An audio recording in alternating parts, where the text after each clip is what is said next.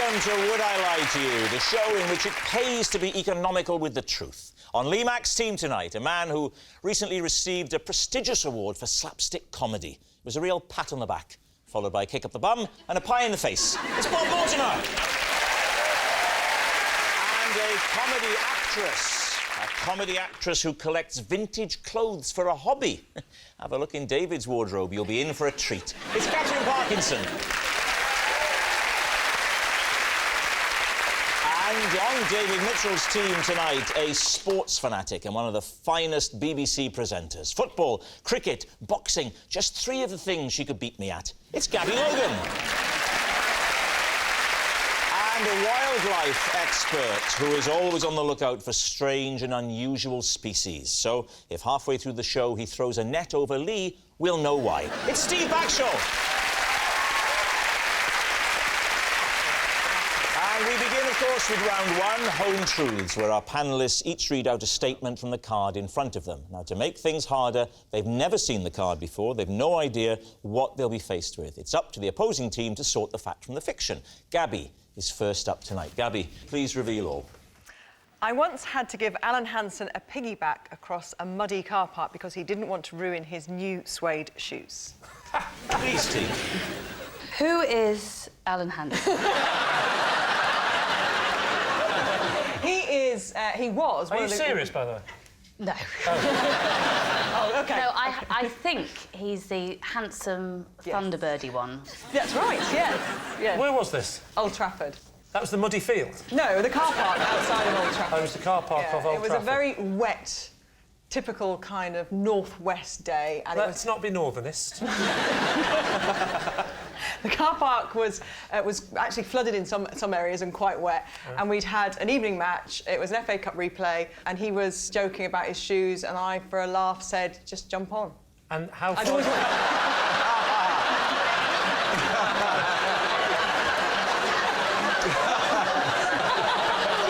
How do you think I got to host match of the day? How far did you take it, him?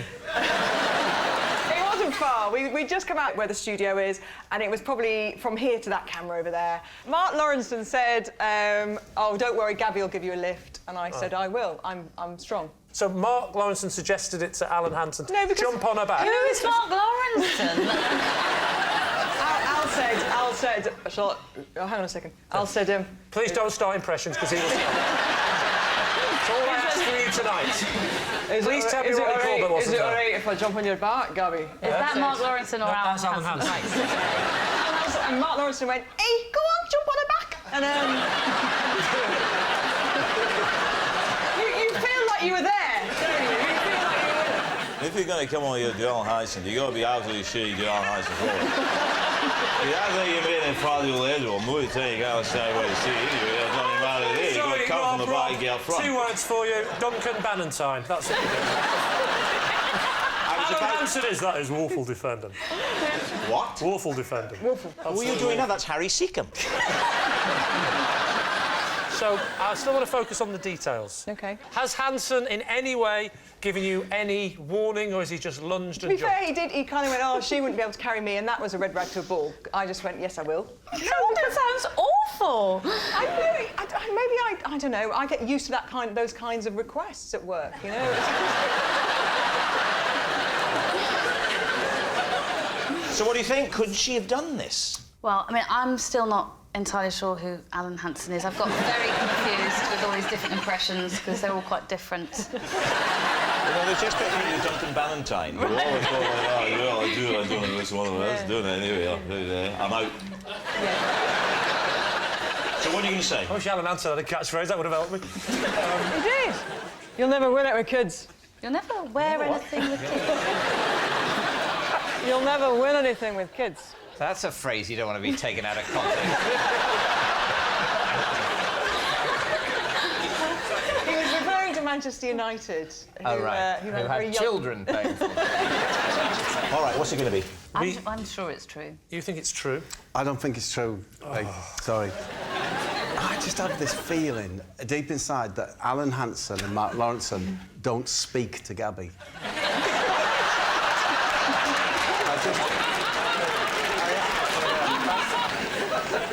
I know what you mean. Again, I've been swayed now. since I don't know who any of these people are, maybe you should go with Bob. OK. Bob will take leadership. OK. And responsibility. As we say, it is a lie. So, Gabby, truth or lie? It is a lie. Oh. Clever.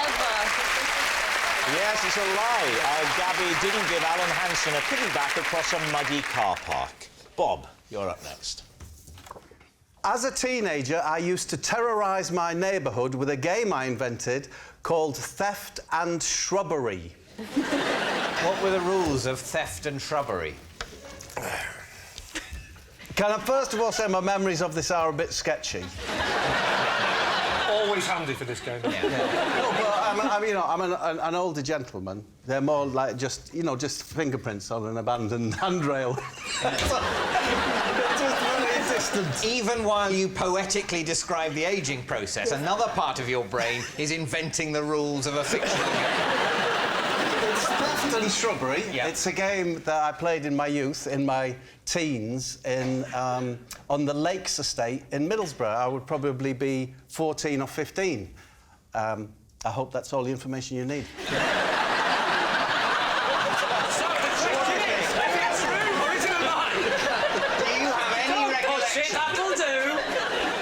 As to what this game involved? Yes, of course. Of course. In which case, I'm satisfied and there's no need to tell me. What were the rules? There would have to be a gang of you. I would usually be with Staver and Bagger. Well, I didn't realise you knew hobbits as a child.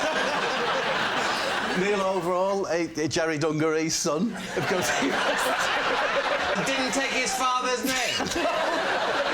hated him. Hated him. So, and Gary Cheeseman would be there. The reason he was called Cheesy is because his mum used to give him a cheese. Do you know the cheese slice? Yeah. Oh, yeah? To take out with him when we were hanging around the shops and that, because she thought it was good for his spots.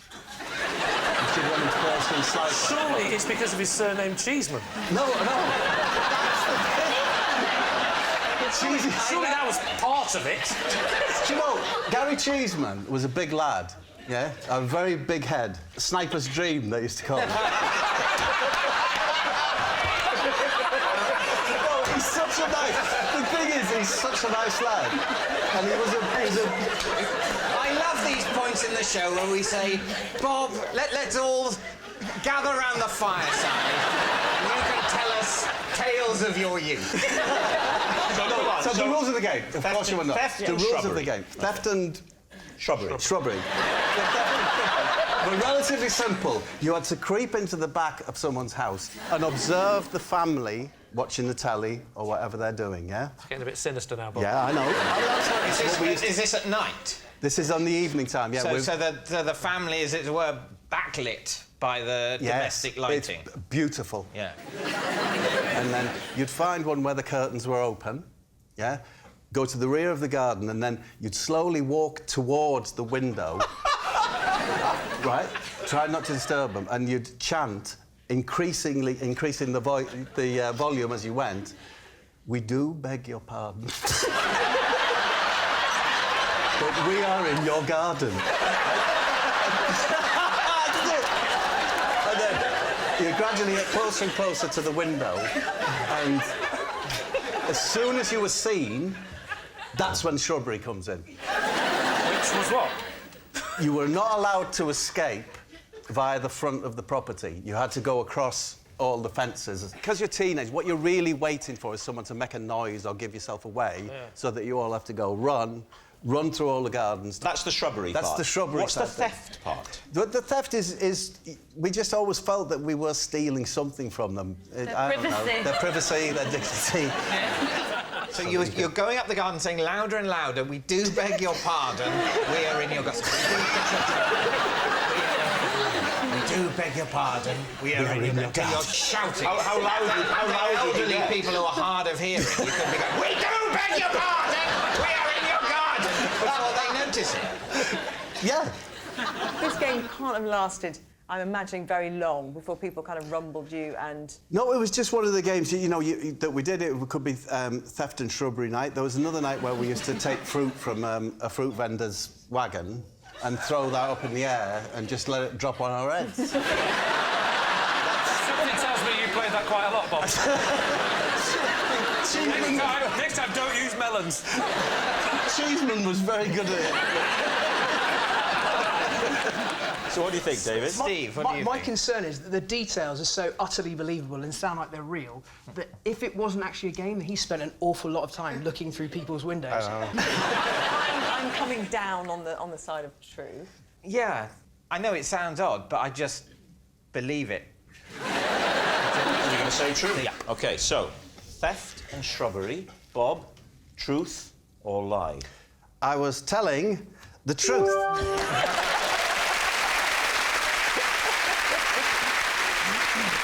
Our next round is called This Is My, where we bring on a mystery guest who has a close connection to one of our panellists. Now, this week, each of David's team will claim it's them that has the genuine connection to the guest, and it's up to Lee's team to spot who's telling the truth. So please welcome this week's special guest, Miller.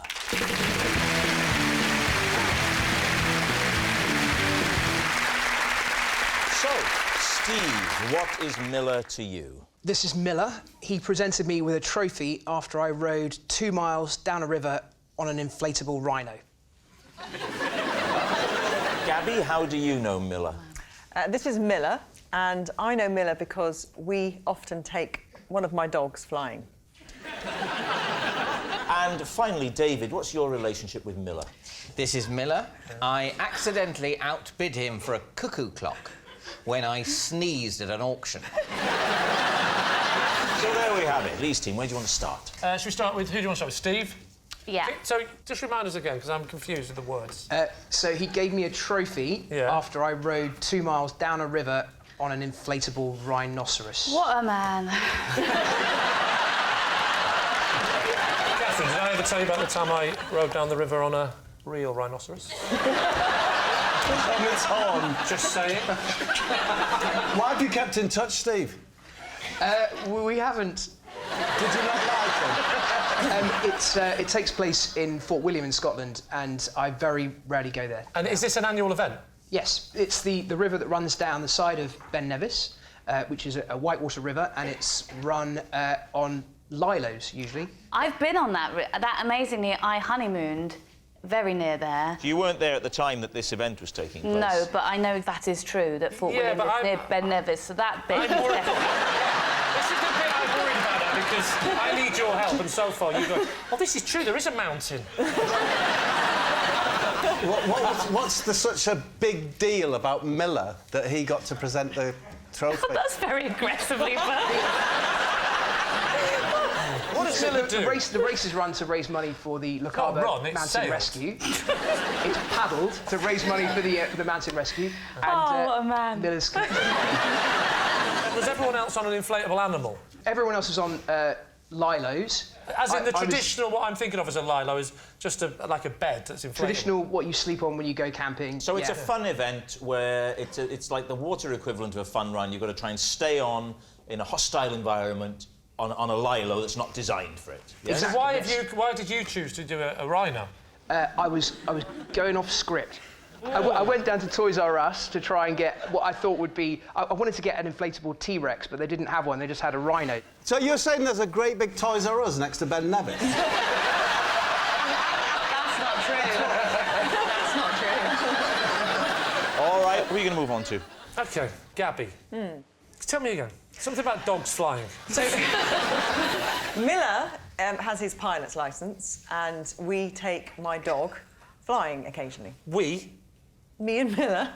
You two take the dog? Yes, Miller flies the plane. And what do you do? Right, You're so a passenger, or are you learning to fly? No, I'm not yet. I'm not learning to fly yet. But, That's instantly much more credible, because I thought you meant that your dog flew on its own. So I'd already excluded you from this, but now I understand. It's not you who wants to go, it's the dog that wants to go, Gabby. No, initially I wanted to go. It was an accident the first time. He kept his light aircraft at an airfield, and I had taken I was taking the dog for a walk in a park nearby, and basically I was supposed to meet my husband to hand the dog over.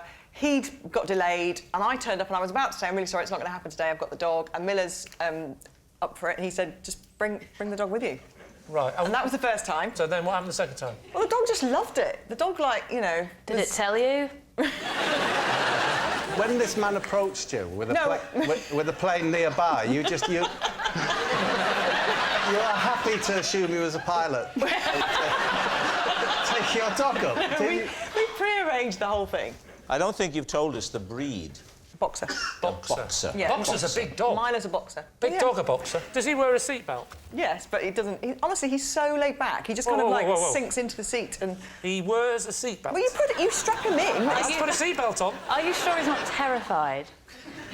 He's never peed himself on these little hops. Yeah, but what about the boxer?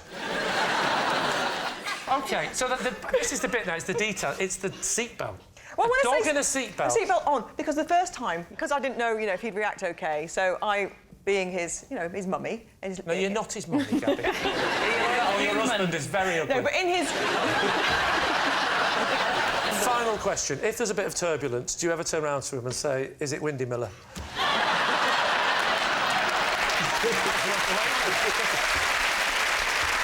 Now, what about David and the cuckoo clock? Oh, well, there you go. Well, I'd be interested to know what your accidental outbid was for what amount. I think it was about £250. And had you been bidding up to that point and then stopped? I had not. You'd not bid at all? No. What were you there for? I was there because my wife wanted to buy a dining room table. MFI was shut, was it? No, because as you've had occasion to mention, Lee, I'm terribly, terribly posh.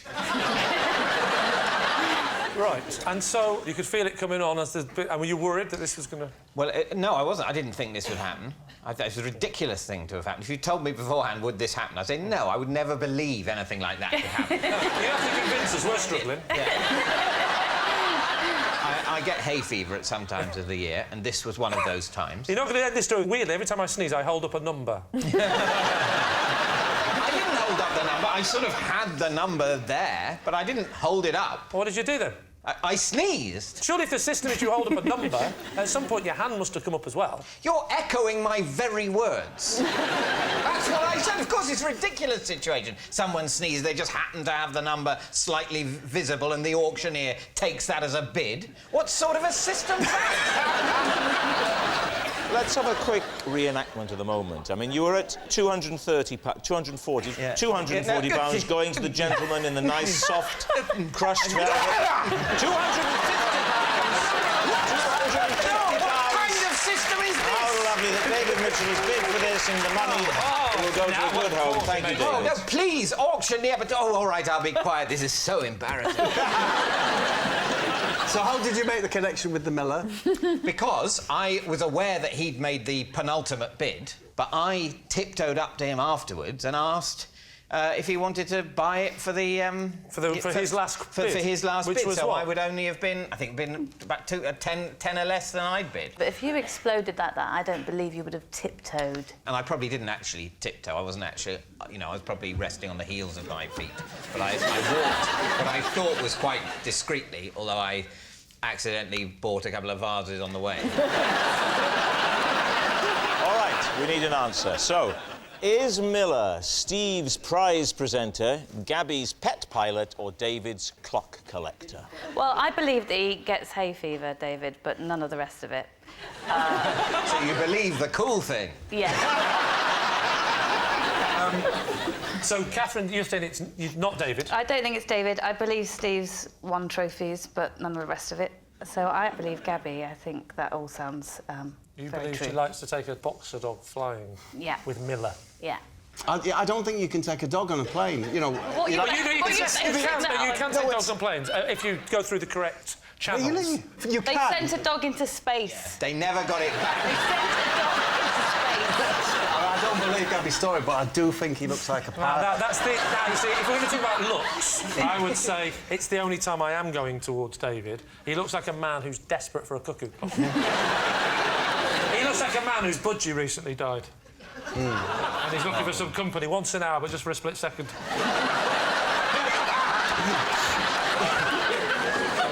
I'm with Gabby. You think it's Gabby.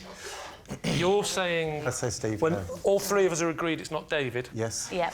We're going with Gabby and the flying. You're saying it's Gabby, it's the dog in the plane. Miller, would you please reveal your true identity? OK, I'm Miller. I presented Steve with a trophy for riding down a river on an inflatable rhino. Yes, Miller gave Steve a trophy. Thank you, Miller. Thank you. Which brings us to our final round, quick-fire lies, and we start with... It's Lee. Last month, I was honoured to be made captain of my netball team. David. How many players are there in a netball team? What? How many players are there in a netball team? You didn't let me finish the sentence. Last month, I was honoured to be made captain of my netball team. Shortly afterwards, I was sacked after I picked the wrong amount of players. That was my problem as captain. Never knew. I'm fairly sure. Five. Five. Is that No. No. Wait, go through the positions for me then. Will you remind me again what they are?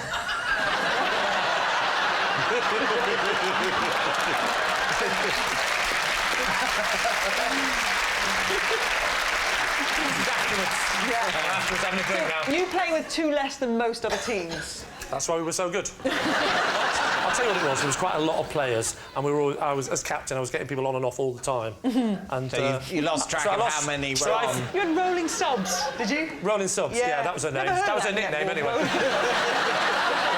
waddled on like that. Come on, let her have a go on rolling subs.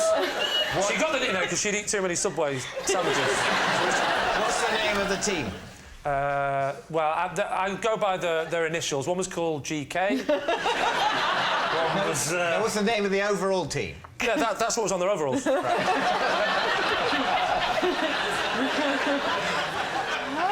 No, it was... so the team, they were all women, apart from myself, because I'm a man.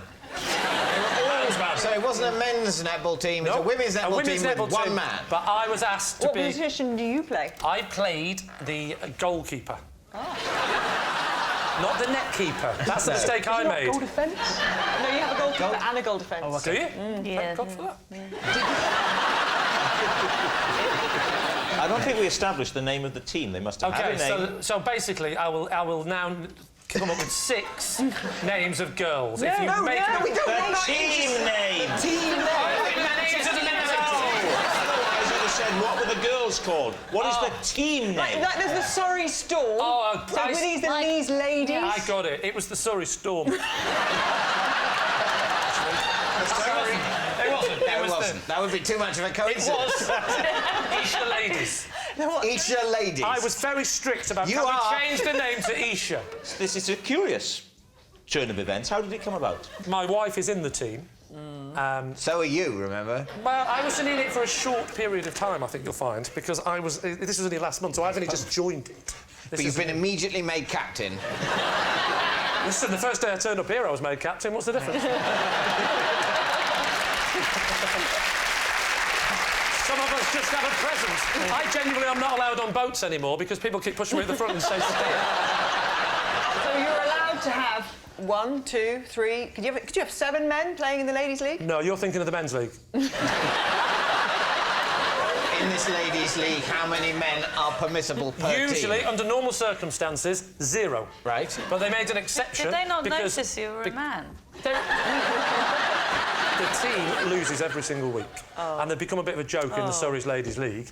So I turned up, they were a player short, and they said, look, you know you're going to lose, you always lose. Why, is there any chance at all we can just have my husband playing as well? I went on, and I wouldn't have got on, but Rolling Subs was feeling a bit sick. She'd had 5 that day, she was shoveling them in. Oh, you go on, Lee, I'm having another one. And so I went on, and they said, it was a little bit of a token thing, they said, let's make him captain because of his large hands. Captain Large Hands, they called it. So what are you thinking, David? Is this true? What do you think? It sounds remarkably untrue. Do you think it happened? No, I don't think it happened at all. I don't think it happened. You're going to say it's a lie? All right. Goalkeeper, truth or lie? This is, in fact, a lie. Yes, it's a lie. Lee is not the captain of a netball team. Next, it's Catherine. No matter how hard I try, I can never properly pronounce the name Mick Hucknall. David's team. Well, you seem to pronounce it perfectly there. I mean, it's similar to Mick Hucknall, but With an E and an R in it. Yeah. Well, I would pronounce Mick Hucknall as Mick Hucknall, and Mick Hucknall I pronounce as Mick Hucknall. And that's the problem. The Simply Red singer. So who's the singer with Simply Red? Mick Hucknall. You can say Mick Hucknall, but not when you mean Mick Hucknall. That's right, yeah. When I What do say you have to mean in order to say Mick Hucknall? Mick Hucknall. Right. And who is Mick Hucknall? I've never met. It's not a name one needs to say, unlike Mick Hucknall. When I say Mick someone called Mick Hucknall, I Hucknall. mean Mick Hucknall, but I've never met a Mick Hucknall, which But you I would spell there you like said when you say Mick Hucknall. Hucknall, you mean Mick Hucknall. That's right. But when you It's a say bit Mick Hucknall, you mean Mick Hucknall. So what you were saying then is, when you say Mick Hucknall, you mean Mick Hucknall, which means you can say Mick Hucknall to mean Mick Hucknall. So you're fine. It's a lie.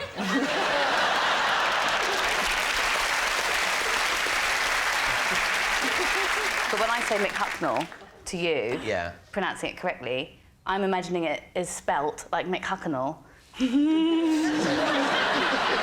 But in order... look at me, in you're order- Are there other words you get completely... There's things like spontaneous. I know I'm not pronouncing that in the correct way. What are you actually trying to pronounce there? If something's a spontaneous event or spontaneous Why combustion. don't you try and say Spontaneous. spontaneous, and then you can explain to Gabby what you mean by spontaneous. No, I'm spontaneous.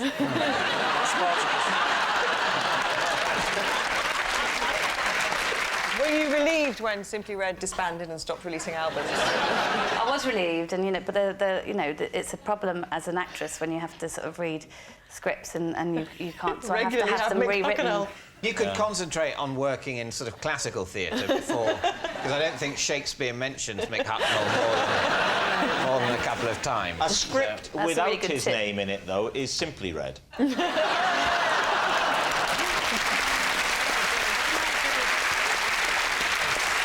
what do you think, David? What do you think? I think it has a ring of truth. I just can't imagine you having to say Mick Hucknall that often. What do you think, Gabby? She says Mick Hucknall so beautifully. I think you're through it, and it's great that you could share it tonight, but I think if only in honour of Catherine's full recovery, we have to say that it's a lie. Oh, OK. Catherine, truth or lie? That was, in fact, a lie. Oh, that noise signals time is up. It's the end of the show, and I can reveal that David's team have won by 4 points to 1. But, of course, it's not just a team game, and my individual liar of the week this week is Gabby Logan. Yes, Gabby Logan, a woman who could lie for England, which is quite an achievement, considering she's Welsh. Good night.